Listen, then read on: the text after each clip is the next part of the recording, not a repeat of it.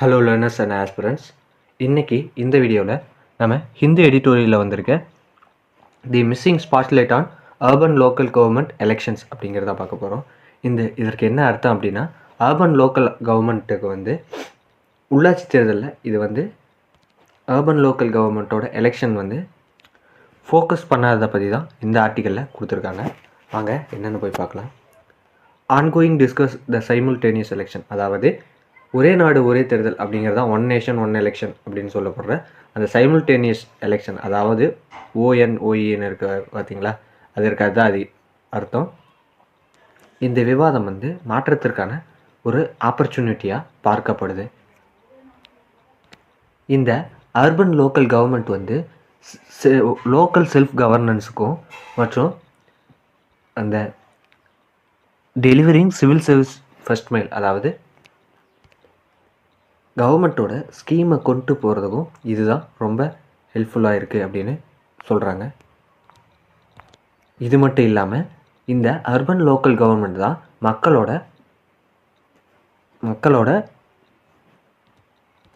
Quality of லைஃப்பை ensure பண்ணுது அப்படின்னு சொல்கிறாங்க.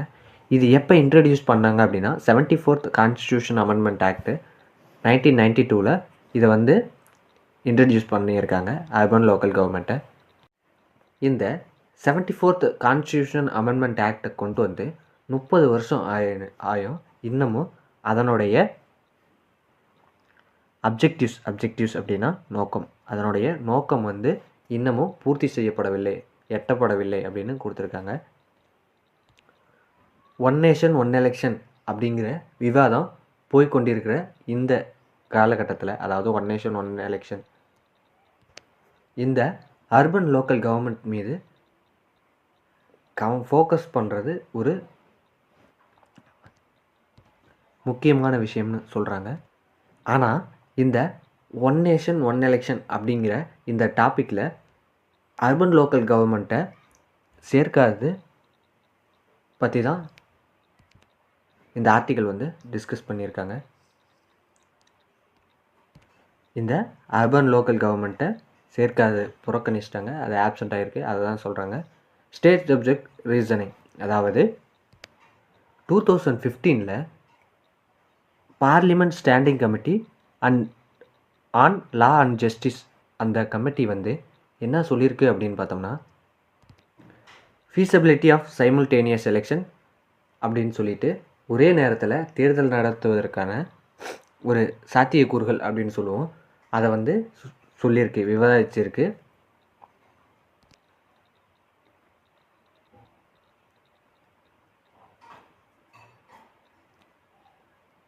ஆதரவு அளிச்சிருக்குன்னு சொல்லலாம்.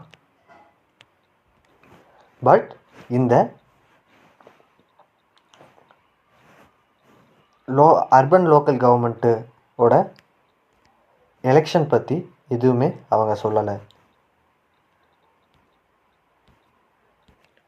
ஏன் அவங்க சொல்லலை அப்படின்னு பார்த்தோம்னா, இந்த உள்ளாட்சி அரசாங்கம், அதாவது ஸ்டேட் அர்பன் லோக்கல் கவர்மெண்ட் ஸ்டேட்டால் நடத்தப்படுறதுனும், அதனால் அதை ஸ்டேட்டே நிர்வகிச்சுக்கும் அப்படின்னு சொல்லப்படுது. இது மட்டும் இல்லாமல் ஆல் இண்டியாவிலேயே மினி அர்பன் லோக்கல் கவர்மெண்ட் இருக்கிறதுனால அதை நடத்துவது கடினம் அப்படின்னு சொல்லியிருக்கு. இதை சொன்னது யார் அப்படின்னு பார்த்தோம்னா நிதி ஆயோக். அதுதான் இப்படி சொல்லியிருக்கு. நிதி ஆயோக் ஒரே நேரத்தில் தேர்தல் பகுப்பாய்வு, அனலைசஸ் ஆஃப் சைமுல்டேனியஸ் எலெக்ஷன் அப்படின்னு சொல்லிட்டு இதை சொல்லியிருக்கு. இதே ரீசனை தான் 2018 report of law commission of India, அந்த ரிப்போர்ட்டும் இதே ரீசனை தான் சொல்லியிருக்கு. நிதி ஆயோக் கொடுத்த ரீசனை தான் சொல்லியிருக்கு. நிதி ஆயோக் 2017 ரிப்போர்ட் சப்மிட் பண்ணுறாங்க. அதாவது அது ரிப்போர்ட் கிடையாது, ஒரு கட்டுரை மாதிரின்னு வச்சுங்களேன். ஆனால் 2018 வர draft report of law commission சொல்லியிருக்கு. டிராஃப்டிங் கமிஷன் அப்படி கூறினாலும் ஹை லெவல் கமிட்டி என்ன கூறியிருக்கு அப்படின்னு பார்த்தோம்னா, state Lok Sabha and state assemblies election நடந்த 100 டேஸ்க்குள்ளே இந்த எலெக்ஷன் சைமுல்டேனியஸ் எலெக்ஷனை உள்ளாட்சி அரசாங்கத்துக்கு நடத்த இது வந்து பரிந்துரைச்சிருக்கு. அர்பன் லோக்கல் கவர்மெண்ட்டுக்கு இந்த எலெக்ஷன் நடத்த பரிந்துரைச்சிருக்கு. இது ஹை லெவல் கமிட்டி. ஆல் இந்தியாவில் 4800 அர்பன் லோக்கல் கவர்மெண்ட் இருக்குது. அதில் 40% ஆஃப் பாப்புலேஷன் வந்து அது வந்து இந்த அர்பன் லோக்கல் கவர்மெண்ட்டில் இருக்குது. இது மட்டும் இல்லாமல் 2015 அது 50% வந்து அதிகரிக்கும், 50% உயரும் அப்படின்னு சொல்லி கொடுத்துருக்காங்க. இந்த அர்பன் லோக்கல் கவர்மெண்ட்டோட பொருளாதாரம் வந்து ரொம்ப முக்கியம். ஏன்னு பார்த்தோம்னா 60% ஆஃப் ஜிடிபி இந்த அர்பன் லோக்கல் கவர்மெண்ட் தான் கான்ட்ரிபியூட் பண்ணுது. வெல் கவர்ன்டு சிட்டி வந்து இந்த வெல் கவர்னர்டு சிட்டி வந்து எக்கனாமிக் க்ரோத்தை ஆக்சிலரேட் பண்ணும். அது மட்டும் இல்லாமல் இது வந்து சோசியல் மற்றும் கல்ச்சுரல் வெல்பீயிங்கை இது வந்து ப்ரமோட் பண்ணும். இது மட்டும் இல்லாமல் 2024 செப்டம்பரில் ஹை லெவல் கமிட்டி ரெக்கமெண்ட் பண்ண இந்த அர்பன் லோக்கல் எலெக்ஷனையும் பற்றி யூனியன் கவர்மெண்ட் வந்து அக்செப்டட் பண்ணிக்கிட்டாங்க. அதை டிஸ்கஸ் பண்ணினாங்க. Uncertainty and delay of election in local government அப்படிங்கிற ஒரு தொகுப்பு கொடுத்துருக்காங்க. இதில் என்ன அப்படின்னு பார்த்தோம்னா 5 இயர்ஸுக்கு once urban local government election வந்து நடக்கணும். ஆனால் இந்த 2024 நவம்பரில் ஒரு ரிப்போர்ட் வந்து CAG controller and auditor general வந்து ஒரு ரிப்போர்ட்டை சப்மிட் பண்ணுறாரு. அதில் என்ன அப்படின்னு பார்த்தோம்னா 60% of urban local government across India வந்து எலெக்ஷன் வந்து டிலே ஆகிட்டுருக்கு. அதாவது எலெக்ஷன் வைக்கிறது வந்து டிலே பண்ணுறாங்க அப்படின்னு சொல்லுது. இந்த எலெக்ஷன் நடக்கும்போது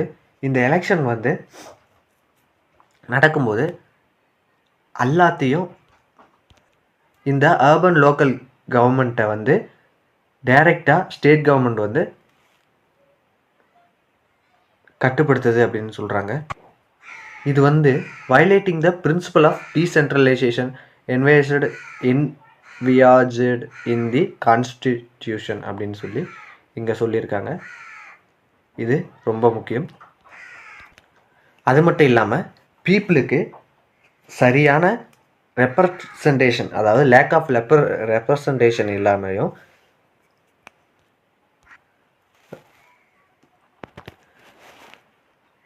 அரைசிங் தேர் கிரீவியன்சஸ் அப்படின்னா குறை தீர்ப்பது, குறைவான வழிகள், அந்த குறை தீர்க்கிற வழிகள் குறைவாக இருப்பதனாலையும் அவங்களுடைய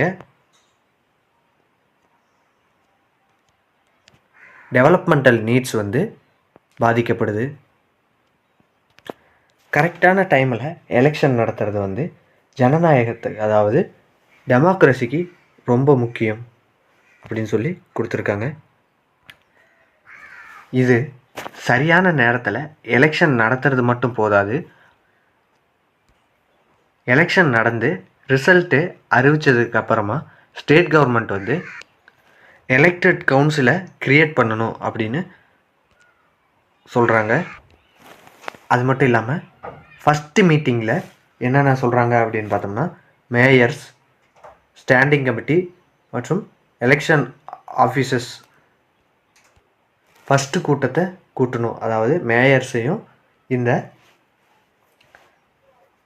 எலெக்ஷன் சேர்பர்சனையும் தேர்ந்தெடுக்க ஃபஸ்ட்டு மீட்டிங்கை கூட்டணும் அப்படின்னு சொல்கிறாங்க.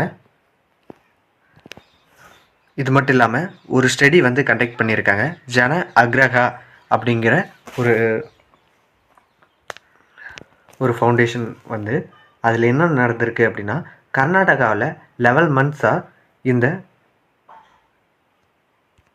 அர்பன் லோக்கல் எலெக்ஷன் நடக்கிறது வந்து டிலே ஆகிருக்கு அப்படின்னு வந்து சொல்லியிருக்காங்க. இதற்கு ரீசன் என்ன அப்படின்னு பார்த்தோம்னா, ஸ்டேட் கவர்மெண்ட் வந்து அதை வந்து கண்ட்ரோல் பண்ணுது அப்படின்னு சொல்லப்படுது. அதிகாரம், அதாவது empowerment of state election commission அப்படின்னு சொல்லப்படுற டிஸ்எம்பவர்மெண்ட் அப்படின்னா அதிகாரம் பறிபோன மாநில தேர்தல் ஆணையம் அப்படின்னு சொல்லி இது கொடுத்துருக்காங்க. என்ன அப்படின்னு பார்த்தோம்னா, இந்த எலெக்ஷன் நடக்கிறது தாமதமாகிறதுனால இது ஒரு மெயின் ரீசன் அப்படின்னு சொல்லப்படுது. Main reason for disempowerment of state election commission அப்படின்னு இந்த ஆர்டிக்கிளில் டிஸ்கஸ் பண்ணியிருக்காங்க. இந்த ஸ்டேட் எலெக்ஷன் கமிஷன் தான் ஒரு கான்ஸ்டியூஷனல் பாடி. இந்த கான்ஸ்டியூஷனல் பாடியில் முக்கியமான விஷயம் என்ன அப்படின்னு பார்த்தோம்னா, முக்கியமான ஒர்க் என்ன அப்படின்னு பார்த்தோம்னா, இந்த நகர்ப்புற, அதாவது அர்பன் லோக்கல் கவர்மெண்ட்டோட எலெக்ஷனை கவனிக்கிறது தான் இதோட முக்கியமான ஒர்க்கு அப்படின்னு சொல்லப்படுது. அதாவது சிஏஜியோட ரிப்போர்ட் படி 15 ஸ்டேட் மட்டும்தான், மாநிலங்களோட 4 மாநிலங்களில் மட்டும்தான், அதாவது 15 ஸ்டேட்ஸில் 4 ஸ்டேட்ஸ் மட்டும்தான் வார்டு எல்லை அப்படின்னு சொல்லப்படுற வார்டு டீலிமிட்டேஷன் பவரை அந்த ஸ்டேட் எலெக்ஷன் கமிஷனருக்கு கொடுத்துருக்கு. இந்த சிஏஜி ரிப்போர்ட்டில் ஃபர்தராக என்ன கூறியிருக்காங்க அப்படின்னு பார்த்தோம்னா, கோர்ட்டில் இந்த கேஸ் போகிறதுனால தான் இது வந்து டிலே ஆகுது அப்படின்னு இந்த சிஏஜி ரிப்போர்ட்டில் இது வந்து சொல்லப்பட்டிருக்கு.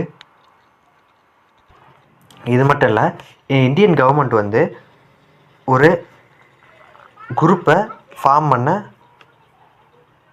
முடிவு பண்ணியிருக்கு. On the recommendation of high level கமிட்டியோட ரெக்கமெண்டேஷன் படி இது வந்து ஃபார்ம் பண்ண முடிவு பண்ணியிருக்கு. இது மட்டும் இல்லாமல் நாடு முழுவதும் இந்த